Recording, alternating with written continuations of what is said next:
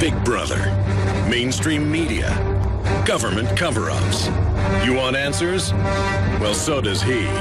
He's Alex Jones on the GCN Radio Network. And now, live from Austin, Texas, Alex Jones. Welcome back to the Alex Jones Show on this fourth hour, Tuesday, December the 1st, 2015. I'm David Knight, your host. I'm going to go back to your calls in just one moment. I want to give people a quick overview of what we're going to be talking about. Of course, there's been a lot of articles talking about the lavish lifestyles, the champagne dreams and caviar wishes. Was that how Archibald, what was that guy's name? I can't even remember. That phrase just came up. Anyway, the way they're spending massive amounts of money on their dinners, on their plane flights, using massive amounts of energy as they complain to us about heating our homes and cooking on our barbecue grills. What you need to understand about this is what I think we ought to start calling crony climatism. We all know what crony capitalism is. And what crony climatism is doing is creating these phony green companies, one of which went belly up the very day before this conference began. And we're not talking about that enough. We need to talk about what happened with that one particular company. $3 billion is sucked out of taxpayers just in the United States.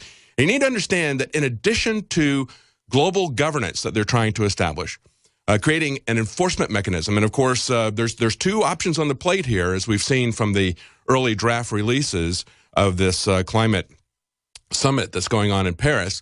The two options are that they, just kind of nudge people along. They set up their goals and nudge people along, and then they transfer technology to the developing countries that's going to be nice and green and carbon-free. The other approach is that they're going to have teeth in this that are enforceable, and that is what Obama is coming out and talking about today. He's saying, we want to have an enforcement mechanism.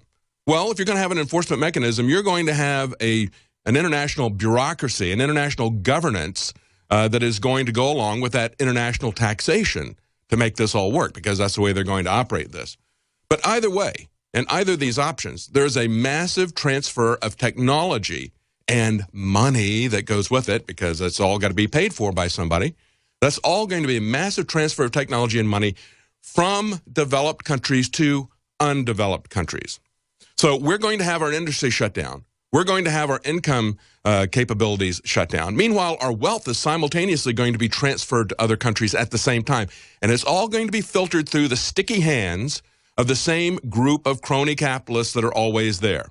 The Al Gores, the Bill Gates. Bill Gates has a proposal where he's putting himself at the center of a venture capital organization. He's going to put some seed money in it. He's worked up with 20 different countries how he's going to do this. Understand this is all flowing to these people and know how this is going to work. We've seen this in microcosm in the United States with Obama's green failures. There were over 36 of them quite a while ago, and now we've just had one of the biggest ones fall the day before this nonsense begins. And understand, again, as I repeated, there are two options on the table. One of them is going to have a real hard enforcement mechanism associated with it, but both of them are going to be transferring your money, your freedoms, your income, your wealth.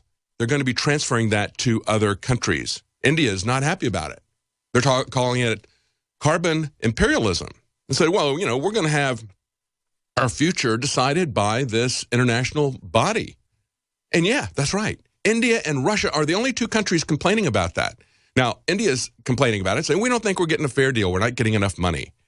Well, I don't think we're getting a fair deal either, okay? Because this isn't being done in the interest of the United States taxpayer, the United States citizen. This is being done in the interest of the crony capitalists who are working with Obama. That's what they're doing with this. So it really is a kind of crony climatism that they're pushing on this. Let's go quickly to some of your calls. Let's go to Tim in Wyoming. Alex was talking to you. You ran out of time. Go ahead and finish up. Oh, hi, David. Thanks for taking my call. Now, I was talking about the Republicans and Democrats basically growing from the same seed. Sometimes a plant will crawl along the ground, and sometimes it'll wrap around something, and sometimes it'll just grow into a shrub. But it'll still be the same plant. Hang on, Tim. I'm going to have to let you finish that on the other side of the break. Sorry to go to you so late. We're going to be right back with your calls, and we're going to break down the failures of that and tell you about the three judges who are going to decide the future of the internet.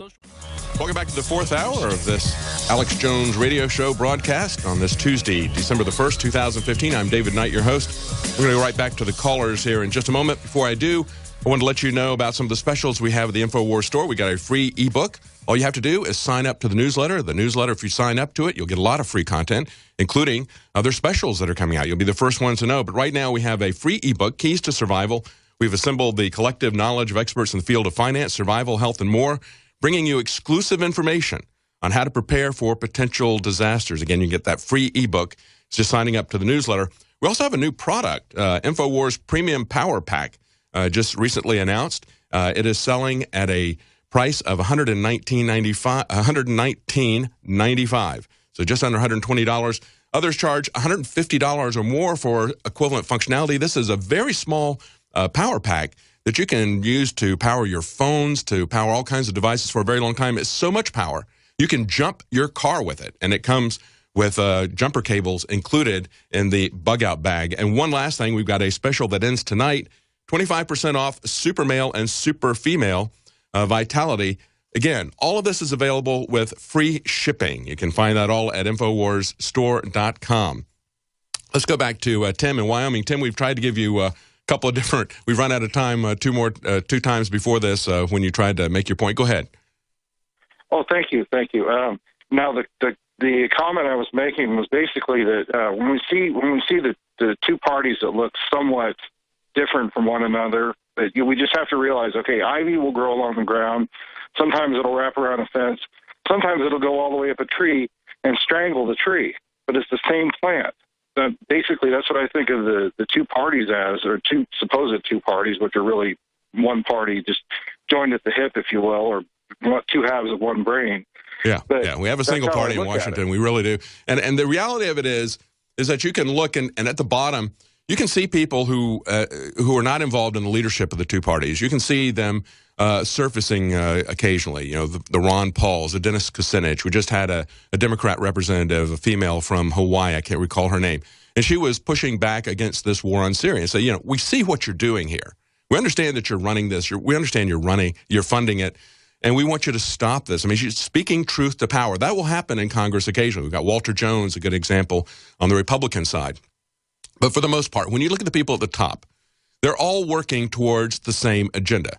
And we can see this whether it comes to climate change and these other aspects, or whether it comes to the Trans-Pacific, Transatlantic partnerships. They're all trying to concentrate power into Washington. They really are on the same page. Even when they talk about something where there's a real fundamental difference to their constituents, something like abortion, nothing ever changes. It doesn't change when you elect Republicans or Democrats. It just keeps on plugging away, doing what it was doing before about abortion. So even on some of those issues where there is a distinction between them, it just keeps going. But we've seen over and over again. We elected a Republican majority just recently. What did we see? We saw that we got the same open borders that people were concerned about. We saw crony capitalism, nothing done about that. The Tea Party was upset about the bailouts. And what is going on with this climate conference that's in Paris? As I pointed out in the last segment, it is nothing but crony capitalism.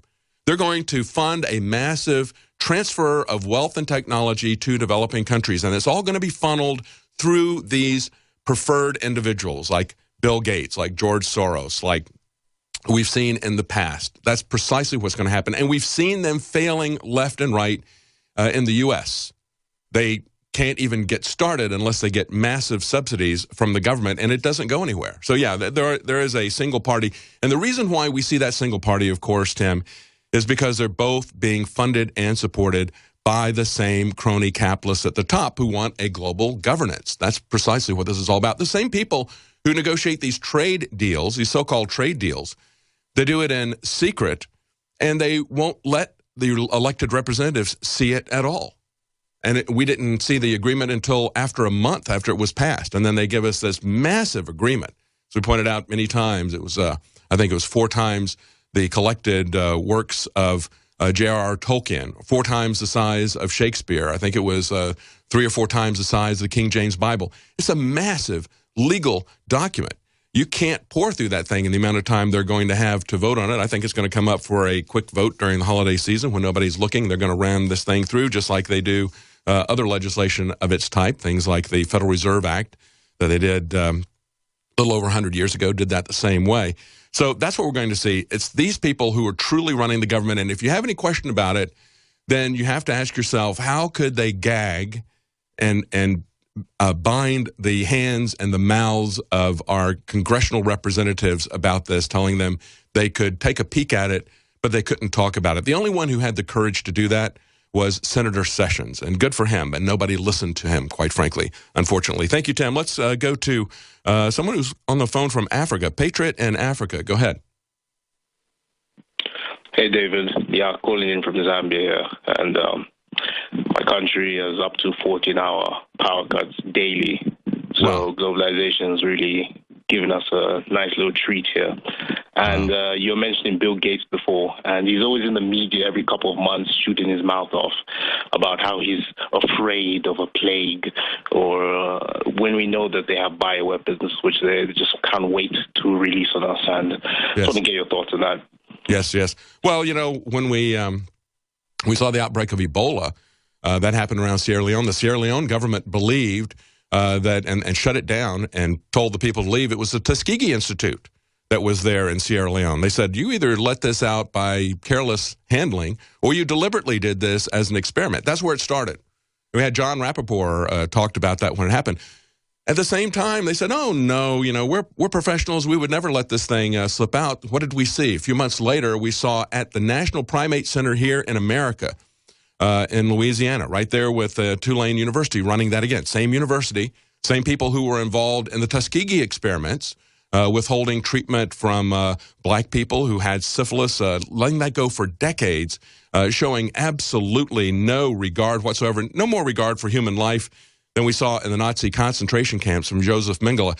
That same university, Tulane, which is running the National Primate Center, had brought in a deadly virus. They were using it as a gain-of-function experiment, as select agents. Doesn't that say something when the Center for Disease Control talks about these deadly viruses that are not indigenous to our country?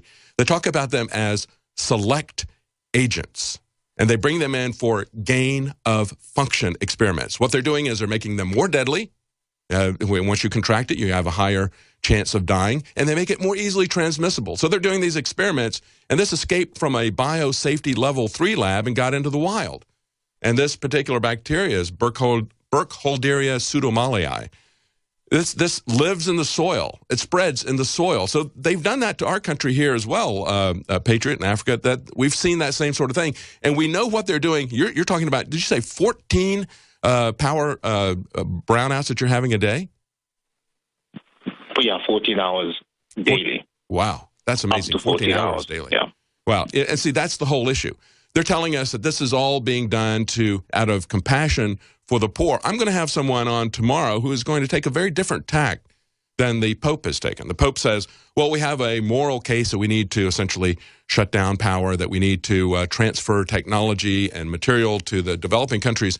And, of course, you know, you're there in Africa. I'm sure you know that once we say we're going to transfer technology to help you out, to put solar panels there so that you can get clean energy, you know that money is not really going to go to the people of Africa, right? You know that. It's going to go into the pockets of Bill Gates. Government. Yeah, and the government, the corrupt government officials that are there, the corrupt corporations that are in alliance with them. So it's really not going to help the people.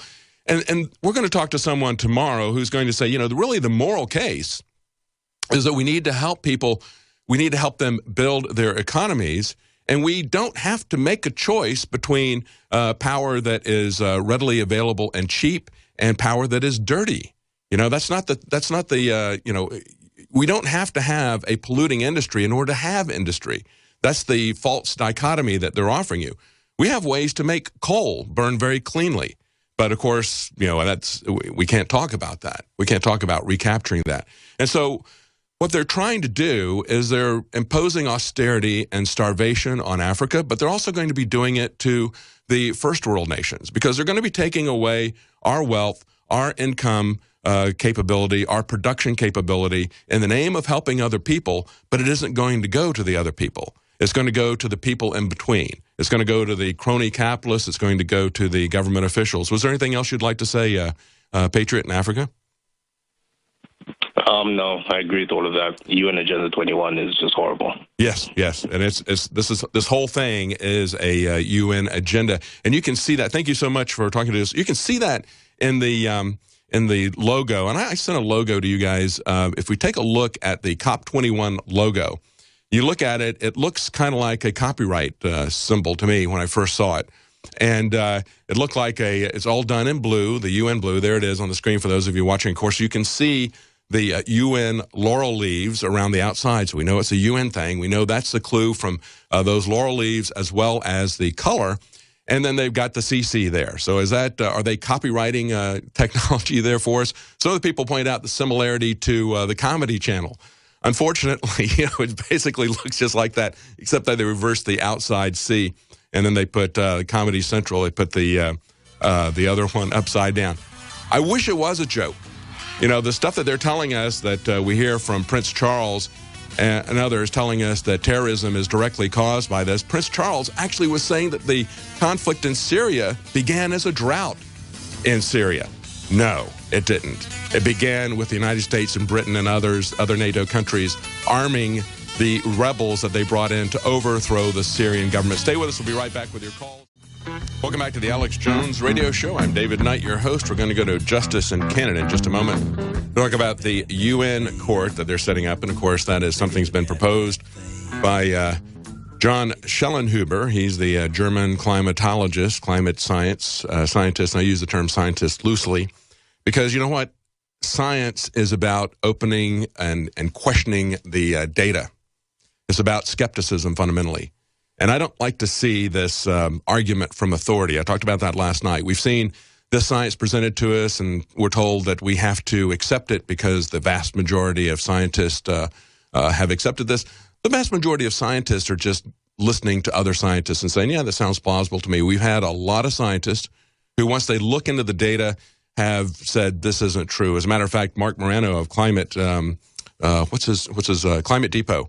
Mark Morano of Climate Depot has got a documentary that he's putting out based on the scientists who have gone in and looked at the data, looked at the models, seen that it doesn't predict this type of climate activity, and reversed their position. He's got a documentary he's going to be premiering in Paris in the middle of all this nonsense that's going on there. So, yeah, science is never settled. That's the nature of science. It should always be open to questioning. And yet we see repeatedly that they will hide the raw data from us. They don't want us to see the raw data. I was part of a group that was trying to get data from the emails. It's part of the ClimateGate emails that were going back and forth between England and some that were on the American side. And we have this professor, the guy who created the hockey stick, Michael Mann, that Al Gore loves so much. He had all of these emails that he had done on work time, working for the University of Virginia. It was part of what he was doing. The taxpayers were paying for him for this research, and they absolutely refused to show their raw data, to let anybody else draw their own conclusions from the data, to see where they collected the data, how they collected the data. Was there a bias in the way they were collecting the data? Was there a bias in the way that they summarized it? They went to court to fight that. They fought the attorney general there in Virginia, and they said, no, this is proprietary information. And it's like, no, you've already published your findings, and your findings are being used to establish public policy. You can't hide behind that anymore. And this is something that you did while the taxpayers were paying you. It should be out in the open. And if you're a real scientist, you don't have a problem. You can stand up to the scrutiny of other people. You invite peer review instead of trying to censor peer review. So we've seen that happening for a long time. But of course, what is pushing all of this? We have to have a means to establish global governance. We have to have some kind of a global crisis in order to have government come in and save us from that global crisis. And the aspects of a global government that they need, of course, are some kind of regulations, a international court system, some kind of international planetary court, which has been proposed by Schellenhuber, who is an advisor to the Pope, to Prince Charles, to others on the climate issues and their groups. They have to have some kind of a climate court. They have to have some kind of an enforcement mechanism. They have to have some kind of funding, a taxation system. And then, of course, they're going to have a military or a police force to enforce this as well. That's where this is all headed. This is what this is the basis of. I would say to the people who believe and man-made global warming, I would say to those people, look at the way they're shutting your free speech down in Paris. I mean, they've come after the people who want the government to do even more, think the government is not doing enough. And I would say, look at the foolishness of trusting the government to solve this problem. Because that's the socialist, communist mindset that these people are coming from. Look at how these people are dining at these restaurants, where they get a $380 minimum per plate cost, how they're living this lavish lifestyle. I guess when Obama was there, they asked him what he was going to order, and he said, well, I'm going to leave that up to the French president. He didn't want to make a mistake ordering something. He didn't want to have a pâté faux pas, I guess. But, it really should have been a faux pas for these guys to live this kind of lavish luxury, to tell people in the streets, we don't want to hear your point of view, shut up. We're going to keep the people in the conference 100% safe. We're going to guarantee 100% security for those attending the conference. But the people on the outside, we can't guarantee your safety. That's essentially it. They're not going to guarantee anything for you. This is all for them. This is all for the elite. This is all for the ones who are the puppets of the globalist elites, the ones who are going to get their sticky fingers on all this money that is going to be transferred at the point of a gun from the industrialized countries to the undeveloped countries. It's not going to help anybody in those other countries any more than our involvement in Syria is helping the people there. When we come back, we're going to go back to your calls. We'll go to Justice in Canada first. I know you've been hanging on for a long time. We want to talk about this UN Supreme Court, because that's really one of the key things that they want to set up, along with the taxation, along with the bureaucracy. That's what you have to have when you've got a global government. Stay with us. We'll be right back. Welcome back to the Alex Jones Show. I'm David Knight, and I want to go right away to our caller, Justice in Canada. You've been holding for a very long time. I apologize, but thank you for holding. You want to talk about the UN Universal Supreme Court. Go ahead. Yes, hello. Hi, Mr. Knight. I appreciate finally being able to speak on your show, and I hope that one day I'll be able to speak with Mr. Alex Jones as well. I'm the newly appointed Chief Justice of the Universal Supreme Court here in the Chilcotin, in the Chilcotin Territory in the heart of British Columbia. I'm trying to get to you some good news in the whole mess that you guys are fighting against, and I do commend you and Alex Jones and everybody on your show for all that you've done over the years. We've been following you since 9/11, and I do applaud everything that you guys have tried to do, and I think you guys have done a tremendous job, and we need to keep up the fight, and certainly maybe we can partner together with what we're doing up here in Canada. Well, tell me what the Universal Supreme Court is, because when I looked at that, I thought we were talking about the UN Planetary Council that Shellen Huber and others have talked about in order to enforce their climate regulations on us. What is the Universal Supreme Court? State that I believe that the climate court that they are trying to propose is in response to the Universal Supreme Court, and I'll explain a little bit more why. And I hope that maybe you could sometime get me on a show where I could expand on these ideas more fully, because I'm just going to touch on them really briefly and really quickly. The Universal Supreme Court of the Chilcotin, that's the USCT, has been created by the Aboriginal people here in the sovereign territory of the Chilcotin.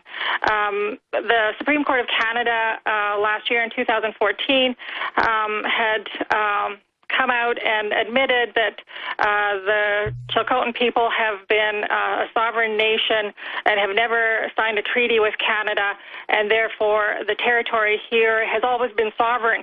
And of course, we haven't been treated as sovereign, but the people here are trying to further their sovereignty, and we have been greatly opposed in the process. So we are the world's best-kept secret right now, and for good cause, because those people who are out there trying to pull the strings in a fraudulent manner, hurting a lot of citizens of this world, are watching what we're doing here, and they know that we are anti everything that they are doing. Well, let me ask you a question, since you're talking about a court system. What do you think about jury nullification and the government court systems that we have right now? I know we have a long tradition of that, going back to English common law, and we both share that tradition in Canada and the United States. where juries had the ultimate say-so, where they could judge the laws and not just the facts of the cases, but we are routinely lied to and intimidated by judges, attorneys who try to appeal to this, get into a lot of trouble with the bar. So that's the sad case that we have right now. I think that's one of the key tools of power that are not being used by the American people right now, and that's their power as a jury. Just one person out of 12, an 8% solution, could shut down tyranny at the federal, the state, or the local level by saying we're not going to convict our fellow citizens. And we've seen this kind of thing happen during alcohol prohibition. We've seen it to some degree during drug prohibition. Do you have anything like that? What do you think about jury nullification in Canada? Is there any movement in Canada to establish that? Well, I do have a lot of thoughts on that topic, but right now I think it's more important that I tell you a little bit more about what we can do for you in the bigger picture. For example, if you go on our website, it's the universalsupremecourt.org, and I'll say that again, universalsupremecourt.org. You will find there our laws, our Constitution of the Chilcotin Nation, and the Universal Supreme Court Act. It says. Well, I'm going to kind of leave it at that. You got the website out there. I'll let people investigate that. We don't really have time to go into depth on it, and it's going to be a hard thing to do on the radio. But I appreciate you hanging on and letting us know about that, and people can go to that website and check that out. And I'm going to go to some of the other callers that are on here. But before I do, I want to lay out some of the issues that I think are really behind this crony climatism that we've got going on. It really is Wall Street greenwashing. And the people who support this on the left, and understand, they always come up with a way to sell global governance to you that's going to fit into your paradigm. Excuse me, I had to cough, struggling with a cough here. They're going to sell it to you if you're on the left. They know that you care about global warming. You've bought into that, or that's my point of view. I don't believe it at all. But nevertheless, the people on the left care about that. So they will say this is a global problem. We need to solve this with global governance. On the right, they want to bring in what they think is free trade. And, of course, we know these trade agreements are nothing at all like free trade. People on the left, many of them understand that. So you need to understand that this is not about helping the environment. This is about corporate greenwashing for the Wall Street people. Today, we've got a story from Reuters. After the leaders' rhetoric, climate negotiators start to work on a deal. They say the biggest obstacle is money. This is all about money, folks. How to come up with the billions of dollars developing nations need to shift from fossil fuels and adapt to the impacts of their problem, climate change, global warming. They don't want to call it that anymore, of course.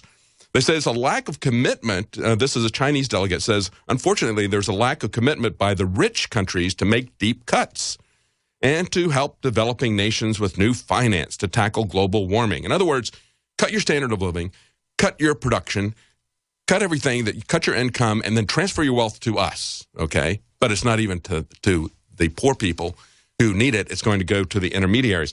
They point out the mood has also been brightened by major spending announcements, including a plan by India and France to mobilize $1 trillion for solar power for some of the world's poorest people, and private sector initiative led by Microsoft co-founder Bill Gates to mobilize billions of dollars for new energy research and development. Understand, he's going to put himself at the epicenter of this new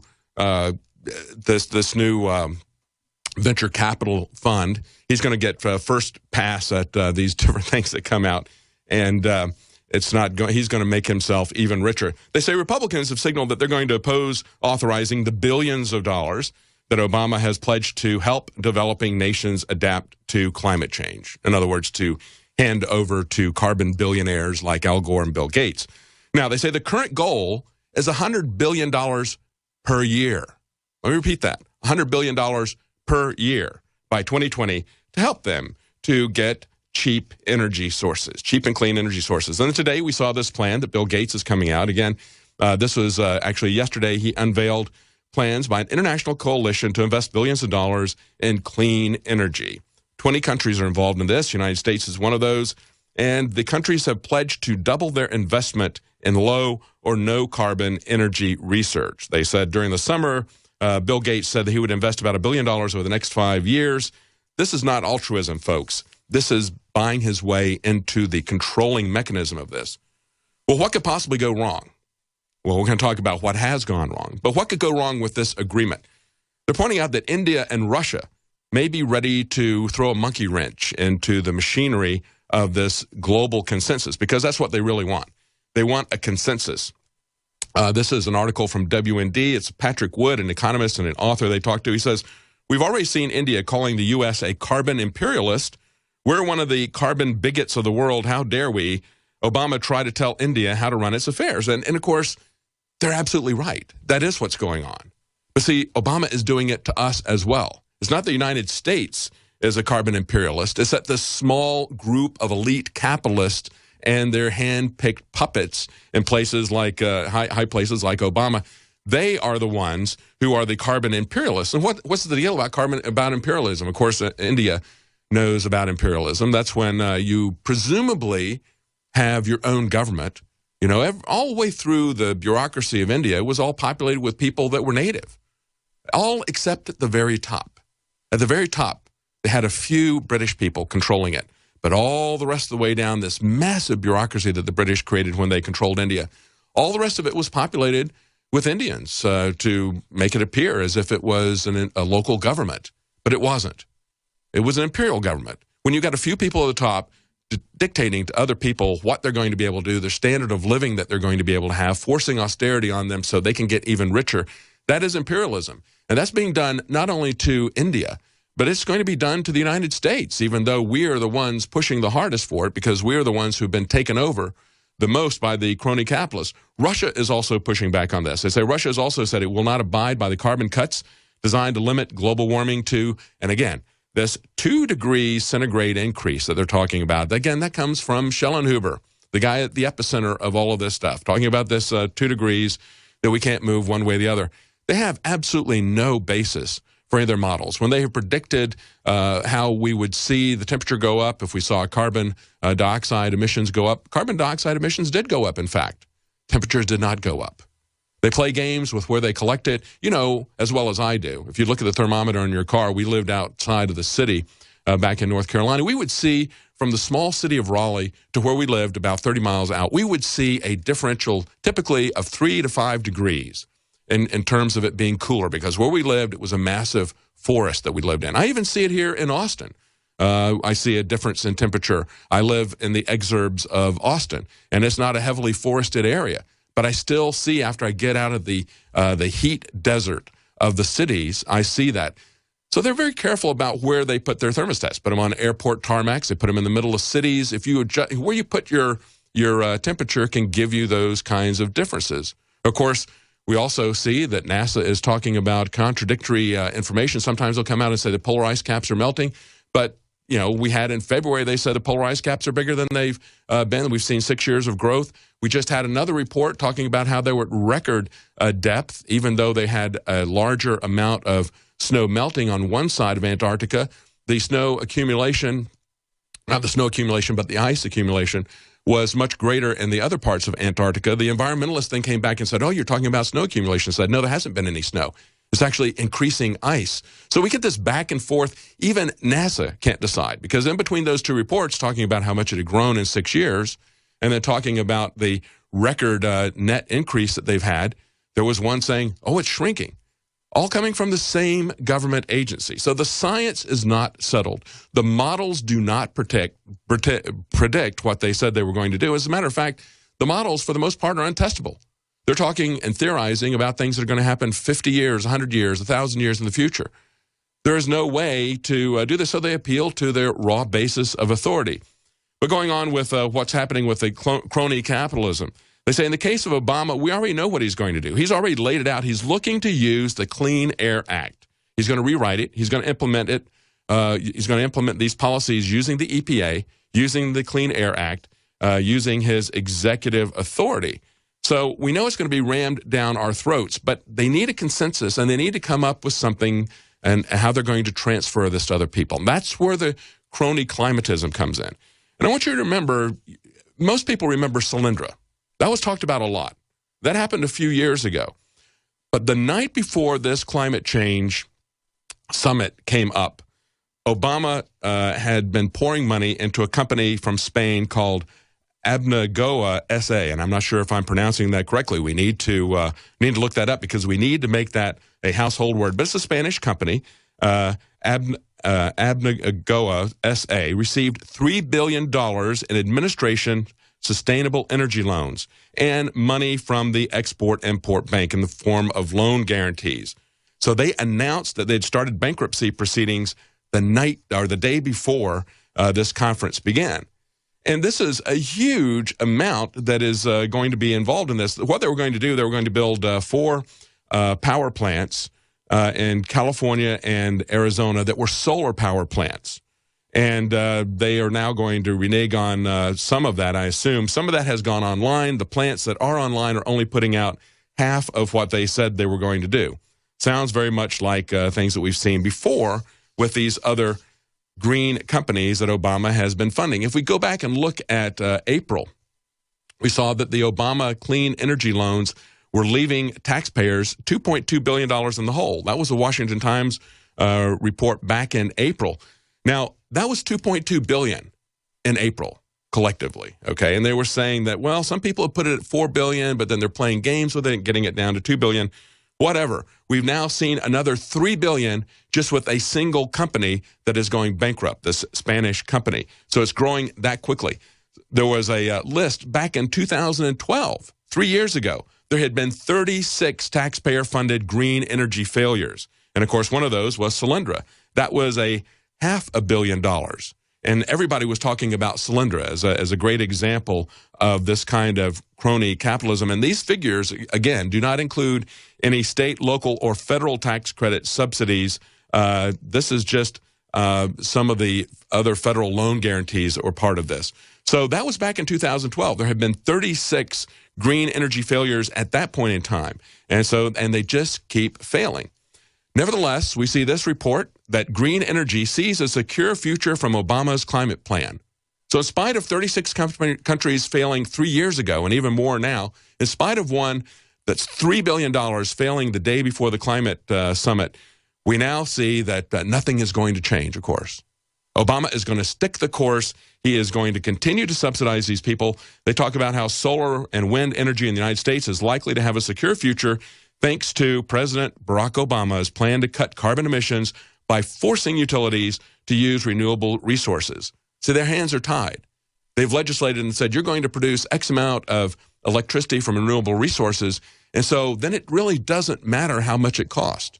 You're going to have to raise your utility rates. You're going to have to fund these companies that continue to go belly up because they're mandating that you do that and then mandating that they're going to subsidize it. So that's the greenwashing that's going on with this. If you really believe that there's man-made global warming, you have to understand that it is really about transferring the money. We've got 2 options that are coming up in this climate agreement that they're trying to hammer out. We've already seen the draft agreement, and we know that there's 2 options. One of those options is essentially a voluntary option where people are they're going to promote compliance, but they're not going to enforce compliance.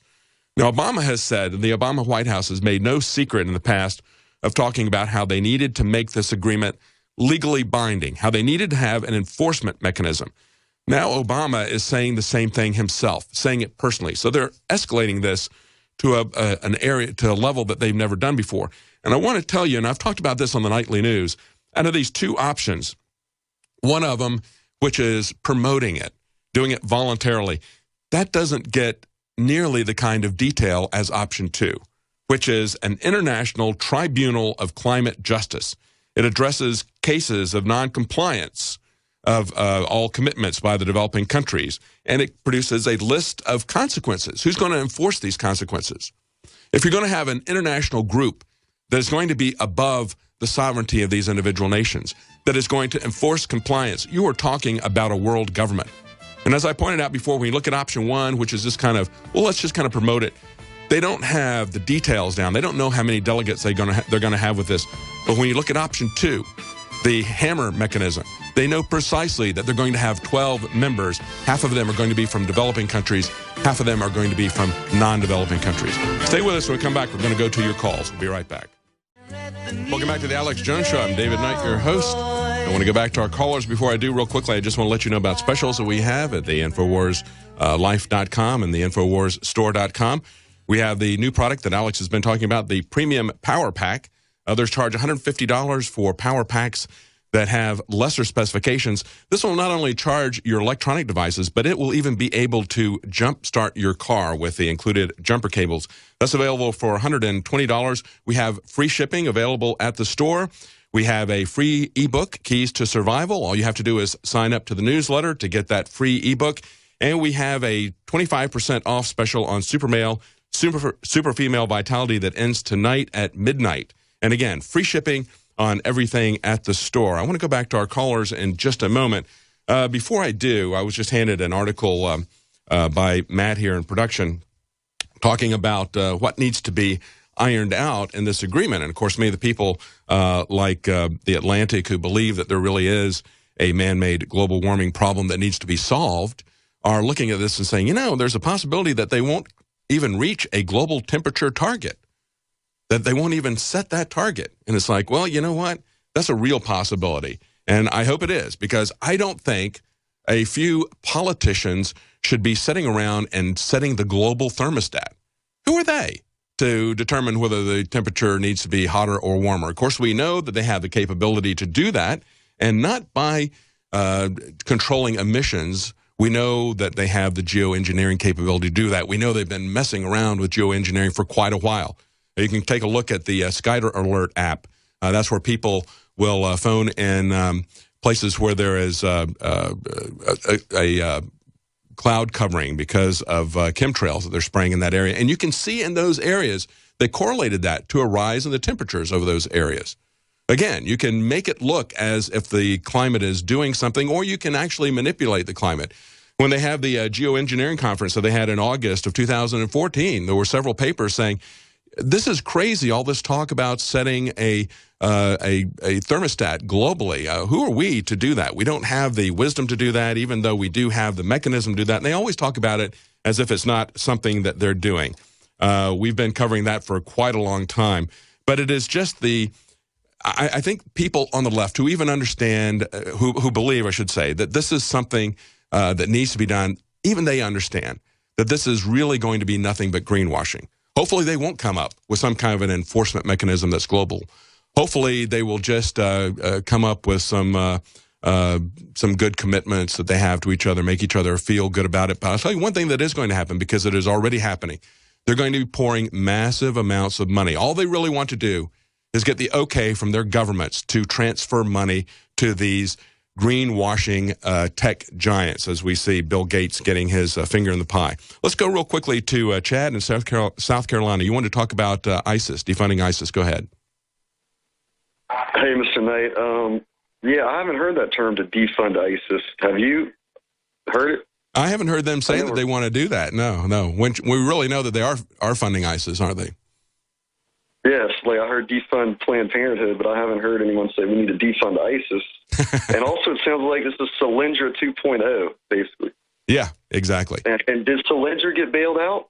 Whenever everyone invested in Solyndra, and the masses, the people, us, we lose our money. That's right. When we invest, and then they get their bonuses. They still make their money, but yet, see, anytime we get smart, we say, well, we'll invest in the military-industrial complex or the pharmaceutical industry. Then they go belly up, and then they get bailed out. So it's no beating them. It's just exposed. Right? And, of course, this is going to be Solyndra 2.0, the Spanish company that went belly up just before the climate conference began. That is 6 times bigger than Solyndra, and it just underscores the crimes that are really going on here. That's all the time we've got. Sorry to the rest of the callers. Join us tonight for the InfoWars Nightly News at 7 Central, 8 p.m. Eastern.